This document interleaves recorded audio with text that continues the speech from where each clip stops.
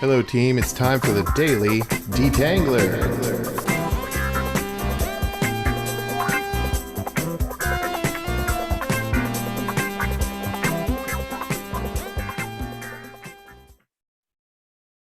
Hello. Good morning. How are you doing? I am disappointed, and I'm leaning into that. So, I feel like I screwed up yesterday by not attending the SES meeting. I didn't know I could. I didn't have access. So my right tangle's kicking in, and I'm disappointed with myself because I should have been there. So I apologize for not being there, and also leaning into the fact that why wasn't I there, right? Like, how come I wasn't curious enough to figure it out? What can I do to like I knew it was going on, right? There's some things that I'm reflecting on that I could have done to get access.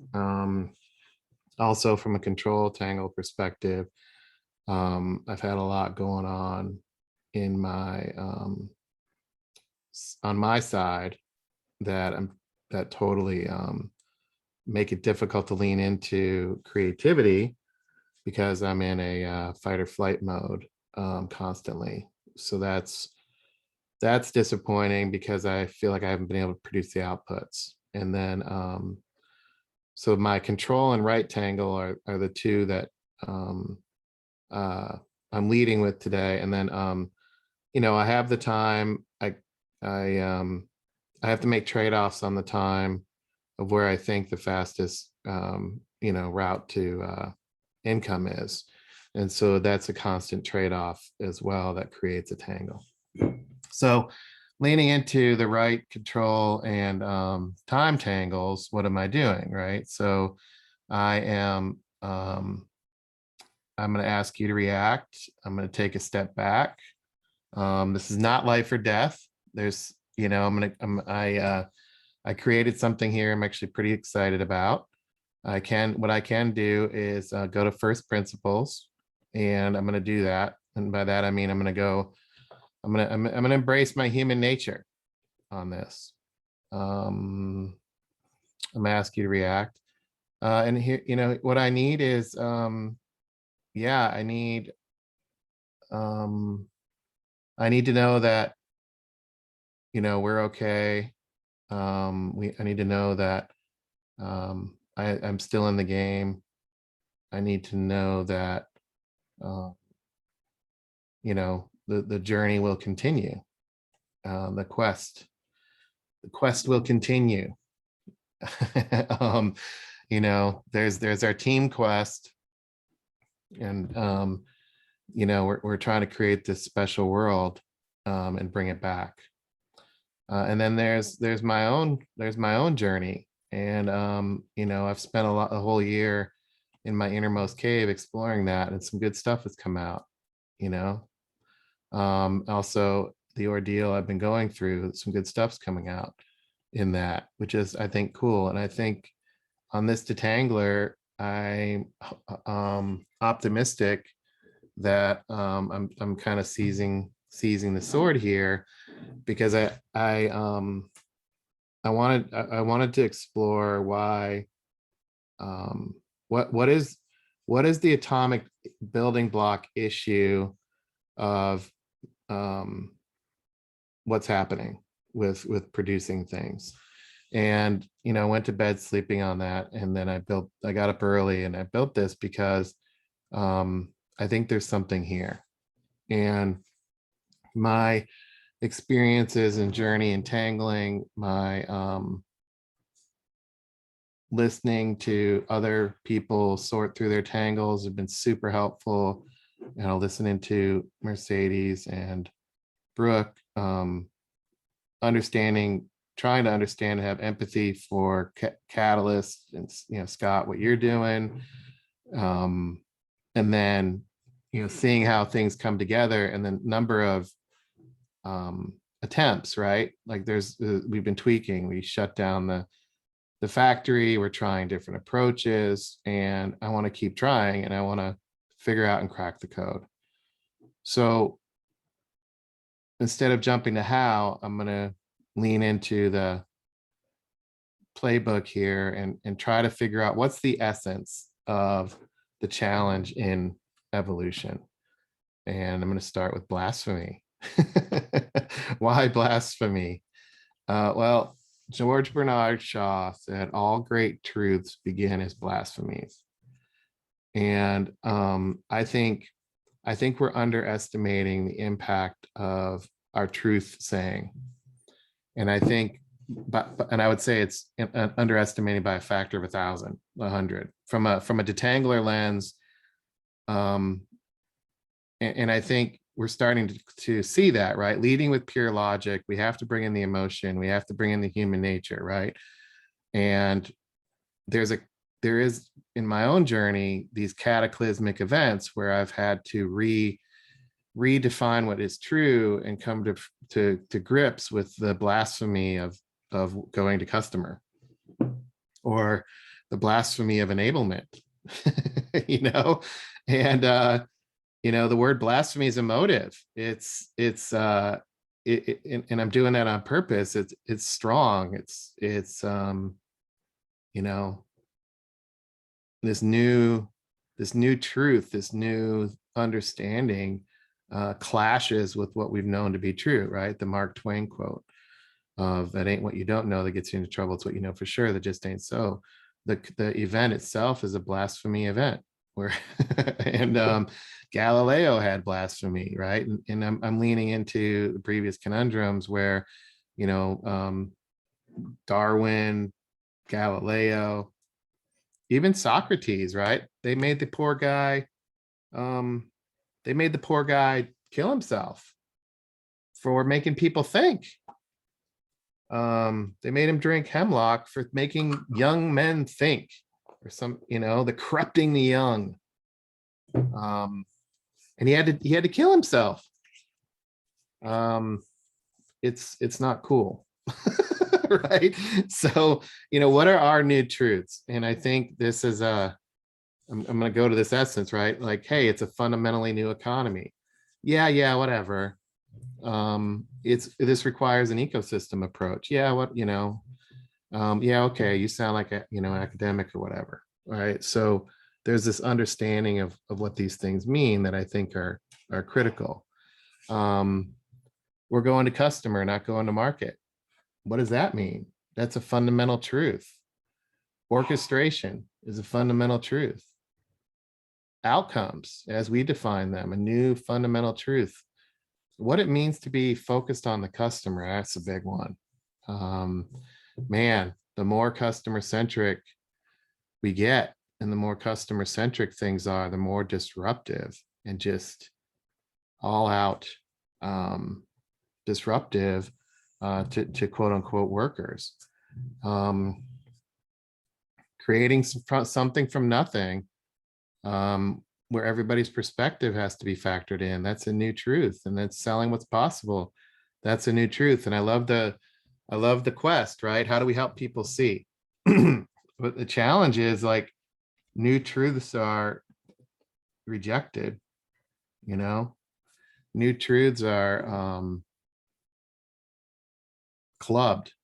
And I've been on the receiving end of just, trying to do some truth saying in the market, and just in my past jobs, in my past role. And that's a source of a lot of my anxiety, is getting eviscerated by people and companies, and asked to leave jobs, quitting jobs, right, to pursue what I believe is fundamentally true in the go to customer shift that we have.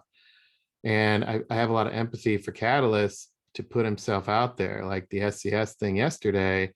I asked him how it was, and he's not in a happy spot, and that makes me want to help, and it makes me sad that I wasn't helpful, and right, all of these tangles that I started with. And so if I lean into that, there's a new truth. But what's going on? What is happening in my psyche, and what am I wrestling with? And then why am I wrestling with these things? And is it applicable to others? So, do we agree that new truths get hammered on, and we get punched in the face. I think innovators get punched in the face, but new truth tellers get, executed. They get clubbed. Um, talk about taking arrows. And I'm not trying to be like doom and gloom. I'm just saying there's something fundamental that happens when we inject the process and the approach, and then the need for C slides, right? So that's what I'm exploring. So, the people we talk to have this expectation, and the people that we talk to are advanced in their thinking. They're expected to have solutions and be polished and be rational and have skills and be respectful, intelligent, precise, and have the answers, right? So the enablement teams that we're talking to, the go-to-market teams, they look like this. And then, what kind of started this whole detangler, and what I was thinking about in this process was, the caveman and Thag, this guy named Thag, right? And what does he bring to the table? Well, he brings, his belief, his instincts, the simplicity, the responsiveness, emotive, symbols, chance and coincidence, kind of being unprepared and just figuring things out as he goes. And, definition of a solution is completely different to him. And, it's interesting to juxtapose the evolved human with the, initial human, and it's the same situation today, where we're bringing the mastodon back. We're saying we see a mastodon, and the cave people that we're bringing it to, they're like, okay, well, what does it look like? Is it polished? How does it compare to decision link and command of the message? And there's all this trying to figure out how to fit it into this evolved society. And we're like, well, let's make sure what we're doing. Let's make sure that we are curious. Let's respond. Let's boil it down to its essence, right? And so, and we don't have all the language, and we don't have all the polish that you would expect, because we're not doing the same thing. And this, back and forth tension happens where, okay, well, I'm in my role as a go-to-market person or an enablement person, and here comes, cave people, or, I'm catalyst. And I think one of the things that strikes me on this that I was thinking about was, catalyst can be in both worlds. He's highly precise, thoughtful, rational, polished, intelligent, respectful, has the skills, and at the same time can go to the other side, which is this human nature side. And I don't know too many people that can do that. And I think that's the blend here, is how do we blend both of those? And that's the hard part to me to try to understand. And I think this is the essence of the challenge of changing people's fundamental truths. Because to process truth here with the business suit on versus process truth here with the caveman attire is easier said than done. So we've come up with all kinds of attempts and creative attempts and approaches. Even like yesterday, let's build an experience about a 3D puzzle, to try to unlock and try to tap into and get to these people. And their filter and their biases here are different than what we would want to bring to help tap into their inner human, to tap into their human nature and their caveman. And the caveman looks uncomfortable to these guys, and they don't know what's going on. And on the flip side, though, there's a lot of caveman in each person, right? I think what I tripped into was the belief that humans today have evolved to the point where there's no caveman in them. And the big light bulb for me is it's quite the opposite. In times of stress, in times of challenge, people are going to caveman today, fight or flight, emotive, hunker down. It's about survival. And they put on the business suit, and there's this, um, stuck in the middle feeling of what it takes. And I think we're seeing that play out. If you look at LinkedIn, it's about, you know, the great resignation and work from home, and people are stressed and burnout and all these things. And, there's this belief that management is doing it to everybody. But what if it's the fact that we need to evolve again?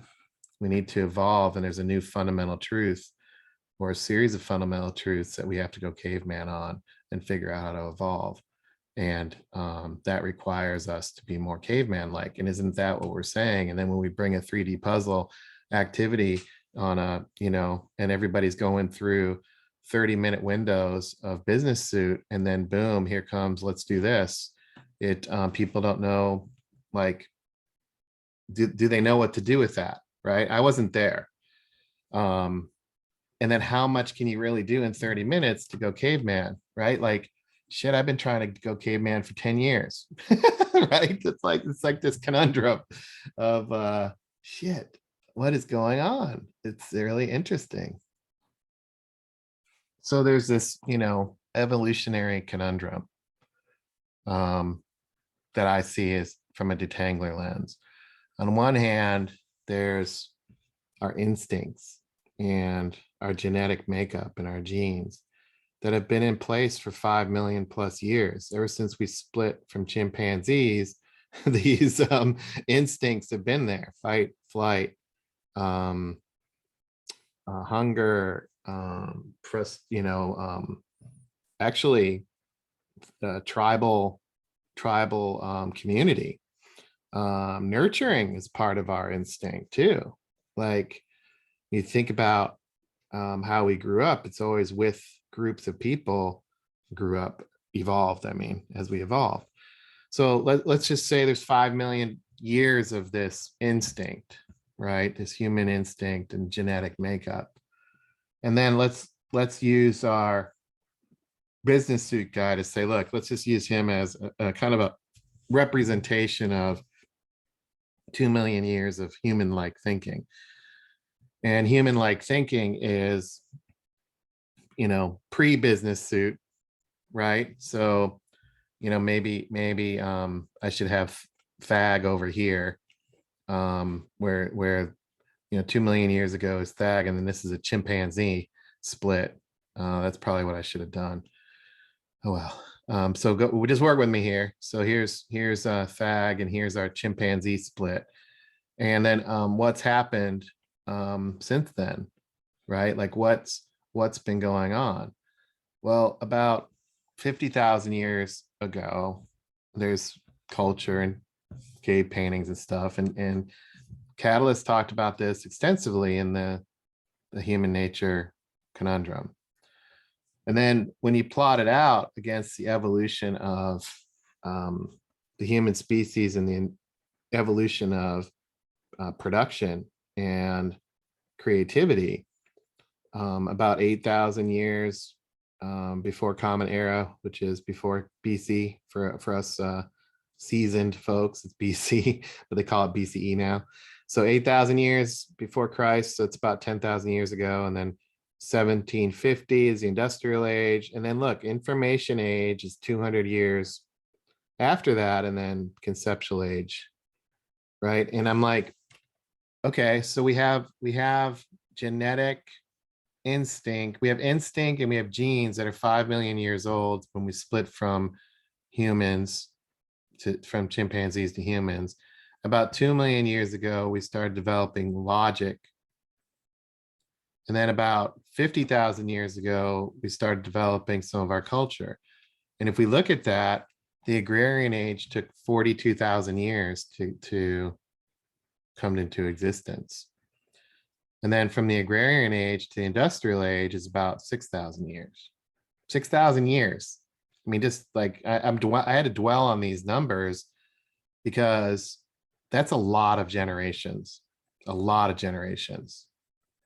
It's just, I mean, we're only alive for 90 years or whatever. This is massive generational indoctrination into these things.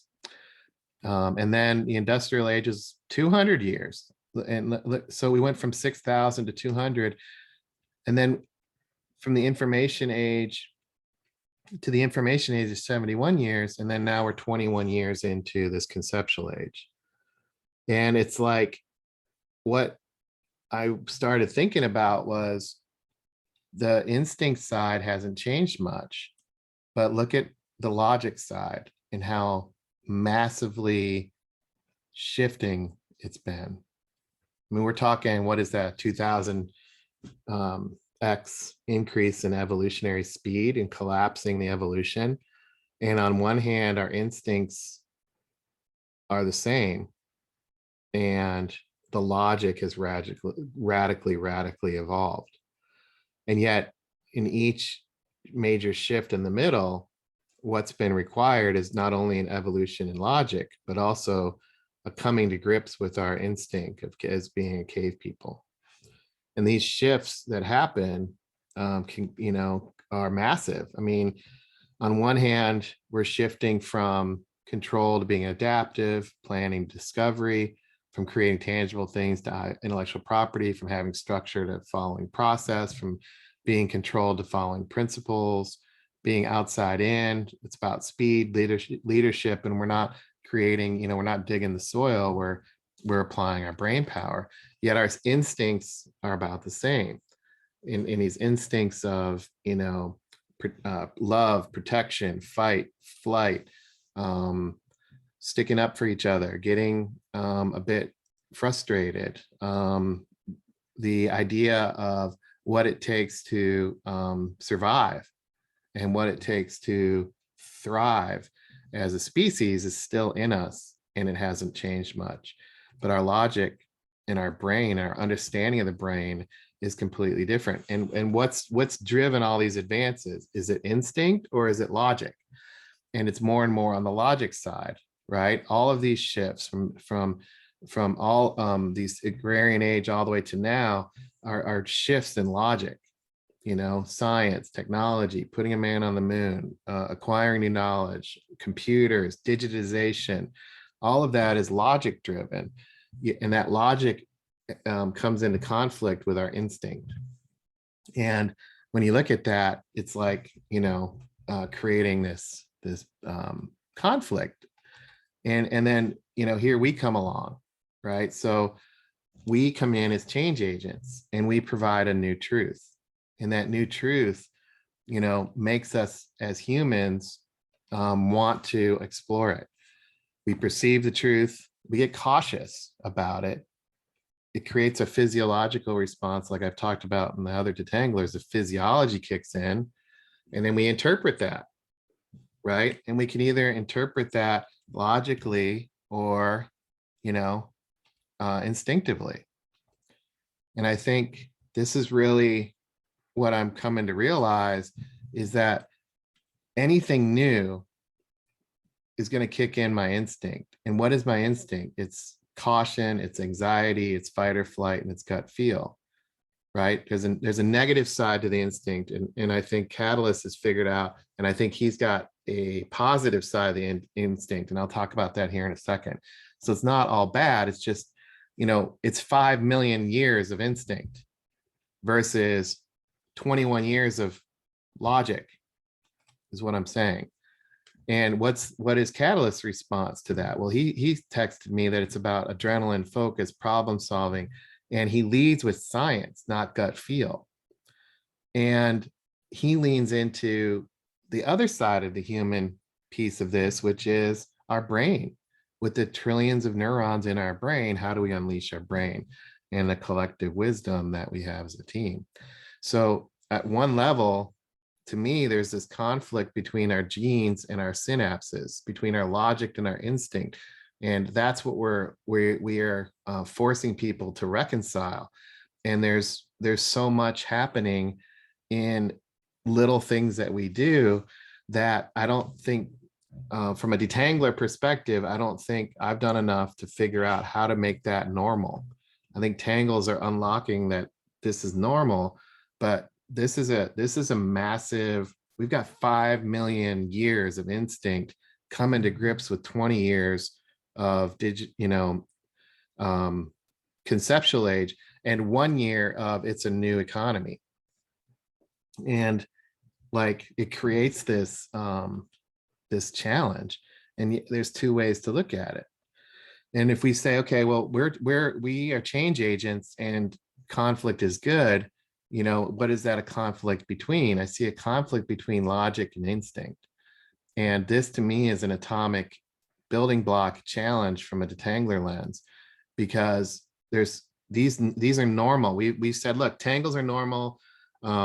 I used to beat myself up, and I think even sadness is normal. I got a pity part. I got feedback, that oh, it's so bad you're sad. But I think this from yesterday's detangler, but I don't think that's a bad thing. It's human nature.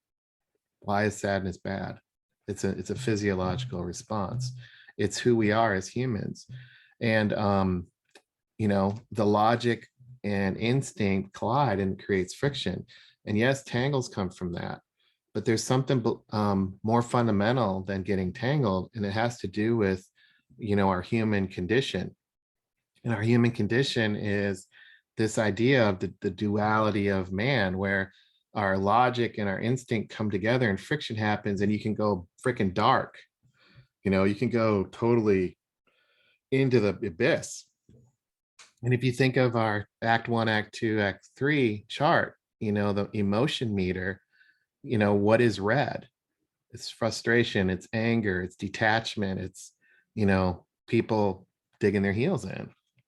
And some people throwing grenades. And I've done that.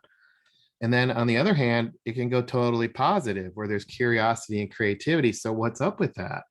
And, how does this reconcile? And what's going to win? And I think that's the quintessential challenge that woke me up this morning is, there's some fundamental truths. Like, for example, do we build an ecosystem and put people in it, or do we build the ecosystem around the people we have? Do we build a team based on the people we have, or do we build a team based on what we need and then put people in it? What does it mean to leverage strengths? What happens if strengths are missing?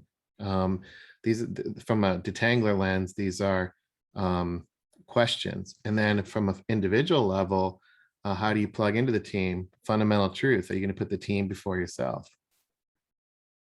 Does the team come first or me? That's a fundamental challenge between instinct and logic. Because on the instinct side, humans are selfish, self-persevering, and we've been taught that here's what we've been taught. We're animals.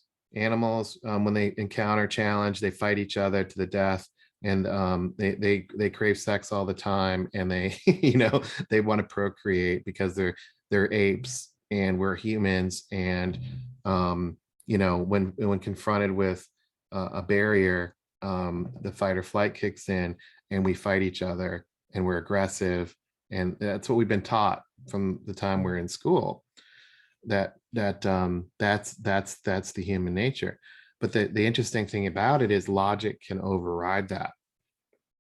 So the challenge that I see is, we have 71 years of the information age, and 20 years of the conceptual age, and 1 year of the post-COVID, against 5 million years of instinct.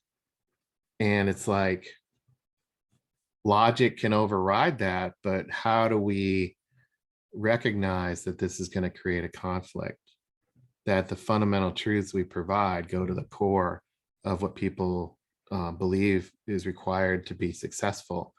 And it's a challenge, and it's the the synapses and the way in which we present the logic versus what people feel and think in their genetic makeup.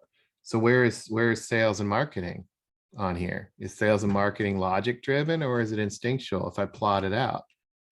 And if I would say, you know, where would you put it? Where would you put sales and marketing on here if you mark this up?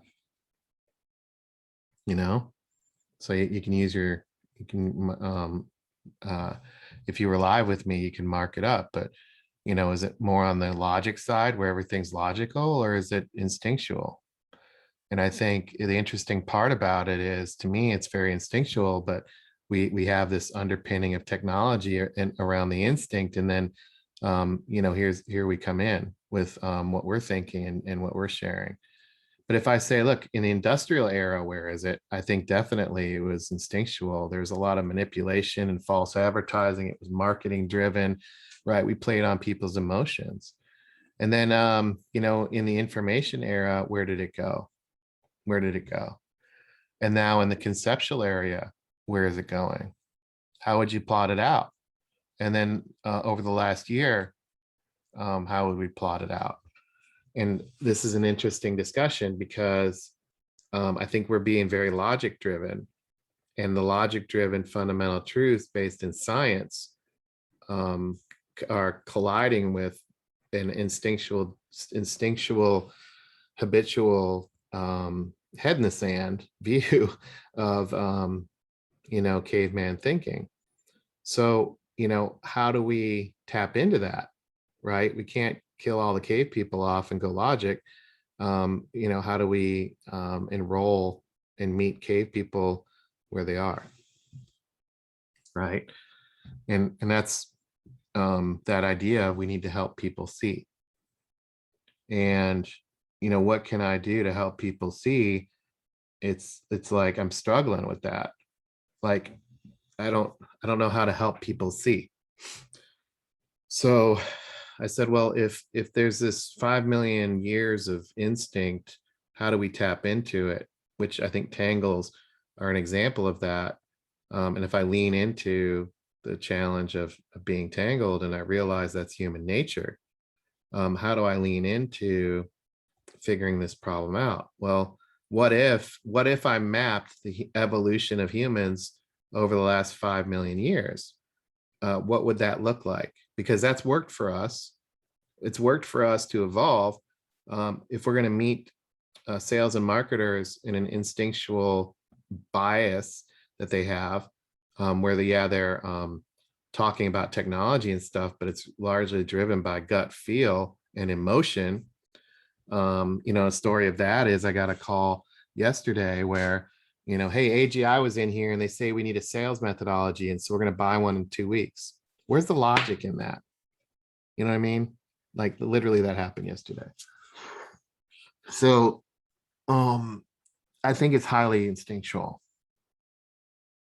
And so here we come with logic, and it's like, you know, fundamental truth, and we get sledgehammered and punched in the face. So if I plot out human evolution, and I'll give you a sneak peek. So what I did was, here's me showing my work. I started with the evolution of man here, and these arrows here I simplified. So these are you know, it starts with tools and then it goes up. So I have this to show the work, and you can pause the recording if you want. But let me go back to here. So how did humans evolve from that instinctual phase? They actually started with tools. So, you know, tools got them going. And then they had shared responsibility. And it was interesting to do this because I'm like, shared responsibility. Well, that's like child rearing and tribal tribe, looking out for one another. That's where it started. That's 5 million years ago. It's wired in us to have shared responsibility. Yet there's no, like, how hard is it to get shared responsibility today? It's really interesting. Really interesting. I'm like, holy crap. And then I moved to process, like building a fire. So shared responsibility came before fire. And then shelter, trade, cave paintings, I thought cave paintings would be first. Cave paintings came after trading and shelter and process, farming, religion, machines. Okay. And then about, platform, I'll just call it platforms. But you got 2.5 million years ago.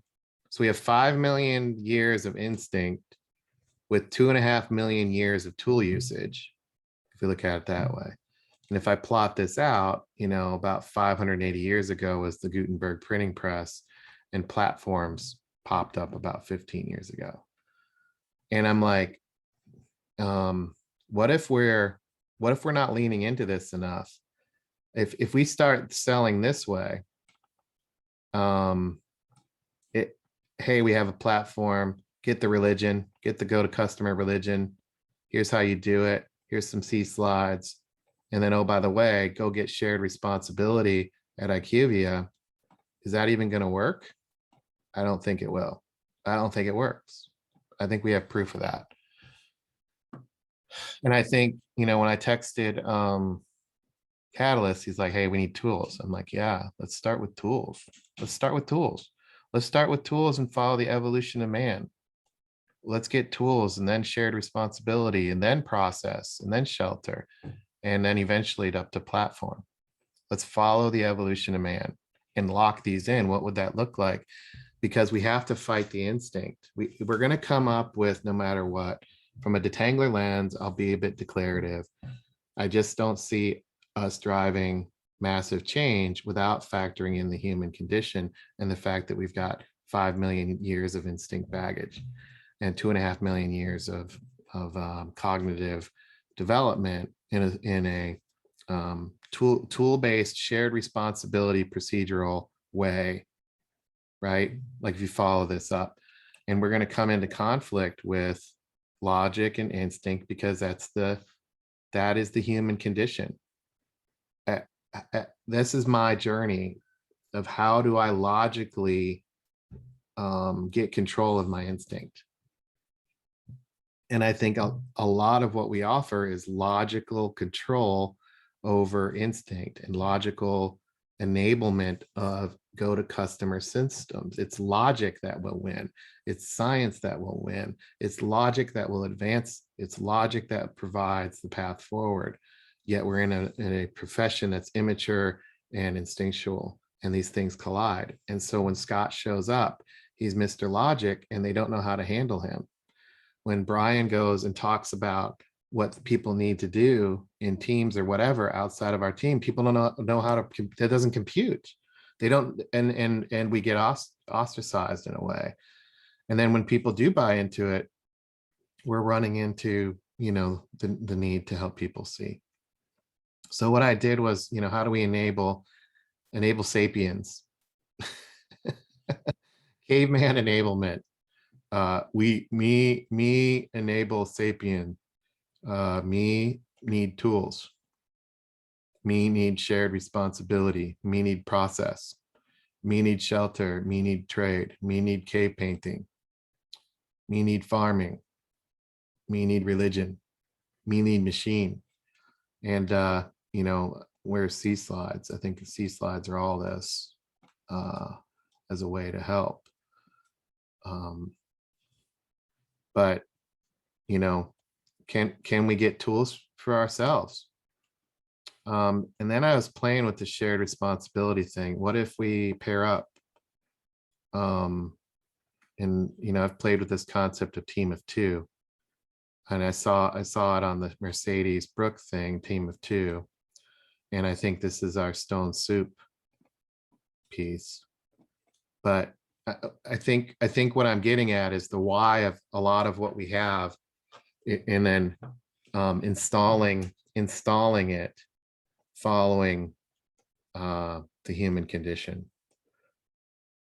And I would love to see what you think about this.